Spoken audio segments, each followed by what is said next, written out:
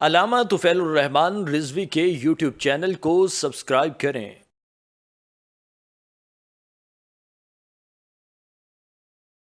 حضور علیہ الصلوۃ والسلام مصلی امامت کسے سپرد کر کے گئے؟ حضرت ابوبکر صدیق، حضرت ابوبکر صدیق رضی اللہ تعالی عنہ۔ جب حضرت مولا علی مسجد میں آ کر صدیق اکبر کو اپنا امام مان کر پیچھے اس امام کے اللہ اکبر کہہ کر نمازیں پڑھ رہے ہیں تو بتا رہے ہیں کہ مولا علی بھی حضرت ابوبکر صدیق کو اپنا امام مانتے رہے ہیں۔ ہماری نہیں مانتے مت مانو، حضرت مولا علی مشکل کشا کی تو مان لو کہ وہ حضرت ابوبکر صدیق کو امام مان کر ان کے پیچھے نمازیں پڑھ رہے ہیں۔ اور حضرت محمد بن حنفیہ مولا علی کے شہزادے ہیں، بیٹے ہیں حضرت محمد بن حنفیہ، انہوں نے مولا علی مشکل کشا سے پوچھا کہ مولا علی مشکل کشا میرے والد محترم، آپ ہمیں بتائیے کہ سب سے افضل اس کائنات میں انبیاء کے بعد کون ہے؟ سب سے افضل تو اللہ کے نبی ہیں، پھر نبیوں میں بھی اللہ تعالیٰ نے حضور علیہ الصلوۃ والسلام کو فضیلت اور افضلیت عطا فرمائی، پھر نبیوں کے بعد ملائکہ ہیں، فرشتے ہیں، یہ اللہ تعالیٰ نے نبیوں رسولوں اور فرشتوں کے بعد انسانوں میں سب سے افضلیت کس کو عطا فرمائی ہے؟ سب سے فضیلت والا کون ہے؟ کون سی ہستی ہے کہ جس کو اللہ نے سب سے زیادہ فضیلت عطا فرمائی ہے؟ اب مولا علی کے الفاظ سنیں، مولا علی مشکل کشا فرماتے ہیں، اے میرے بیٹے، انبیاء رسول اور ملائکہ کے بعد اللہ تعالیٰ نے جسے سب سے زیادہ فضیلت عطا فرمائی ہے وہ سیدنا ابوبکر صدیق رضی اللہ تعالیٰ عنہ۔ اب یہ واضح طور پر کتابوں کے اندر موجود، مولا علی کا عقیدہ موجود، تو ہم تو الحمدللہ مولائی ہیں، الحمدللہ ہم تو مولا علی کی باتوں ہر ایک بات پہ مانتے ہیں۔ یہ ان کے لیے لمحہ فکریہ ہے جو مولائی اپنے آپ کو کہیں لیکن مولا کی بات نہ مانیں، مولا کی بات نہ مانیں اور کہیں مولائی۔ جو مولا علی مشکل کشا کی باتوں کو نہ مانے تو پھر کیسا مولائی ہو سکتا ہے؟ وہ کیسا حبدار ہو سکتا ہے سیدنا امام زین العابدین کا، حضرت امام حسن کا، حضرت امام حسین کا اور سیدہ کائنات کا؟ کیسا حبدار ہو سکتا ہے؟ تو لہٰذا اپنا عقیدہ اہل سنت کا جو عقیدہ ہے قرآن سے بھی ثابت، احادیث سے بھی ثابت، صحابہ کرام کے اقوال سے بھی ثابت، مولا علی کے اقوال سے بھی ثابت، حضرت امام زین العابدین کے اقوال سے بھی ثابت، حضرت امام حسن حسین کے اقوال سے بھی ثابت، ان تمام اہل بیت کرام کے اقوال سے یہی ثابت ہوتا ہے کہ اللہ تعالیٰ نے انبیاء رسول اور فرشتوں کے بعد سب سے بڑا مقام، بڑا درجہ کسی کو عطا فرمایا ہے تو وہ سیدنا ابوبکر صدیق رضی اللہ تعالی عنہ۔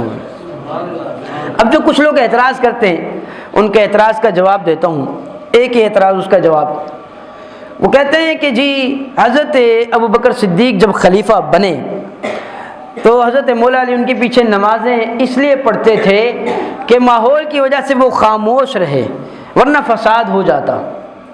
ماحول تقیہ کہتے ہیں اسے، تقیہ کا عقیدہ کہ تقیہ لگائے رکھے یا تقیہ کیا، خاموشی اختیار کی ماحول کی وجہ سے۔ حضرت ابوبکر صدیق کے وصال کے بعد حضور علیہ الصلوۃ والسلام کے ساتھی بن رہے ہیں مزار میں، آقا علیہ الصلوۃ والسلام کے ساتھ دفن کیے جا رہے ہیں۔ حضرت ابوبکر صدیق اگر صحابہ کرام کے دماغوں میں حضرت ابوبکر صدیق کا مقام و مرتبہ نہ ہوتا کیا حضور کے ساتھ رکھتے؟ تو کبھی بھی نہ رکھتے۔ اس پر حضرت مولا علی مشکل کشا نے کبھی اعتراض نہیں کیا، نمازیں بھی پڑھتے رہے، ان کی بیعت بھی کی، ان کے مطابق چلتے رہے حضرت مولا علی مشکل کشا۔ تو کہتے ہیں کہ جی وہ اس لیے کہ ماحول کے مطابق خاموشی اختیار کی رکھی، ورنہ حضرت مولا علی مشکل کشا جانتے تھے کہ یہ غلط ہو رہا ہے۔ تو ہم کہتے ہیں کہ جی یہ مولا علی مشکل کشا کی شان میں آپ سب سے بڑی گستاخی کر رہے ہو۔ گستاخی کس لیے، کس طرح کر رہے ہو؟ ایک طرف کہتے ہو مولا علی مشکل کشا شیر خدا ہیں، مولا علی مشکل کشا شیر خدا ہیں، حیدر کرار ہیں، اور دوسری طرف آپ کہتے ہیں کہ ڈر کے خاموش رہیں۔ اگر ایک چیز غلط ہو رہی تھی مولا علی مشکل کشا وہ ہیں کہ جو اپنی جان کی کبھی بھی پرواہ نہ کرتے اور کھڑے ہو جاتے کہ یہ کام غلط ہے، ایسا نہیں ہونا چاہیے۔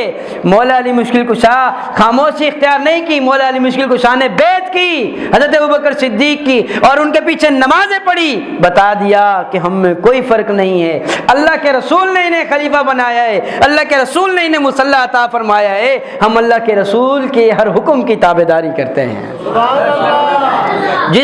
جس کو جو بھی مقام ملا ہے کس وجہ سے ملا ہے؟ سرکار کی وجہ سے، سرکار کی وجہ سے ملا ہے۔ اگر سرکار نہ ہوتے تو یہ مقام و مرتبہ کسی کو ملتا؟ حضرت علی کو جتنا بھی مقام ملا ہے کس وجہ سے ملا ہے؟ سرکار کی وجہ سے۔ ورنہ ابو جہل کون تھا؟ ابو لہب کون تھا؟ حضور علیہ الصلوۃ والسلام کے رشتہ دار تھے، چچا تھے ابو جہل۔ ابو جہل کون تھا؟ چچا تھے، لیکن ان پر دنیا لعنت کرتی ہے۔ اپنے رشتہ دار ہونے کے باوجود ان پر دنیا لعنت کرتی ہے۔ کیوں کرتی ہے ابو جہل پر لعنت؟ اس لیے کرتی ہے کہ وہ سرکار کا نہیں ہوا۔ ابو جہل کو چچا ہونے کے باوجود دنیا لعنت کرتی ہے، اس لیے لعنت کرتی ہے کہ ابو جہل سرکار کا نہیں ہوا۔ اور مولا علی کا نام آتا ہے، دنیا اپنی گردنیں جھکا دیتی ہے، آنکھیں جھکا دیتی ہے۔ کیوں؟ رشتہ دار یہ بھی ہے، رشتہ دار وہ بھی ہے، لیکن یہ سرکار کا نہیں ہوا، دنیا لعنت کرتی ہے۔ ابو بکر صدیق سرکار کے ہو گئے، دنیا گردنیں جھکا دیتی ہے۔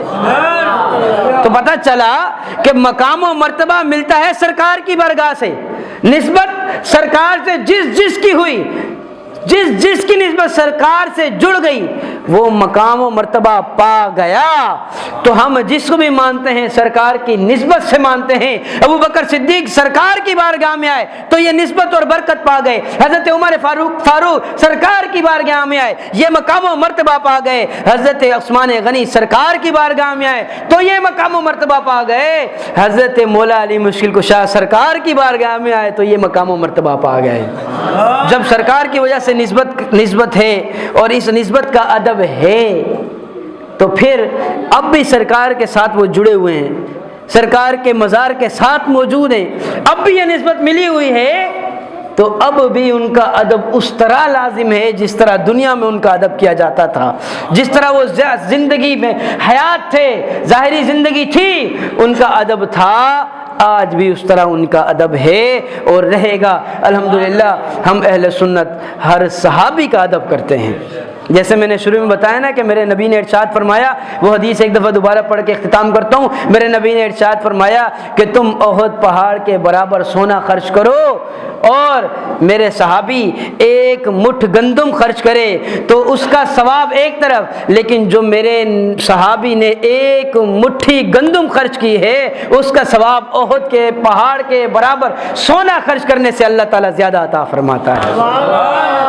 ایک گندم ایک مٹھی، کیوں؟ کیونکہ یہ صحابی ہے، یہ صحابی ہے، اس کی نسبت سرکار سے ہے، لہٰذا اتنا خرچ کرنے پر بھی اللہ احد پہاڑ سے برابر جو ہے وہ اگر سونا خرچ کرے تو اس سے بھی زیادہ ثواب عطا فرماتا ہے۔ تو پھر یہ مقام و مرتبہ ہے۔ لہٰذا صحابہ کرام کی جب بھی بات آئے نا تو پھر یہ نہ کہیں کہ چونکہ یہ تھا تو چونکہ ایسا تھا تو آقا کے وصال کے بعد یہ ہوا، نہیں ہوا، کچھ بھی نہیں ہوا، اللہ نے کہہ دیا میں ان سے راضی ہوں تو لہٰذا بحث ہی ختم، اس پہ بات کرنے کی پھر ضرورت بھی نہیں رہتی۔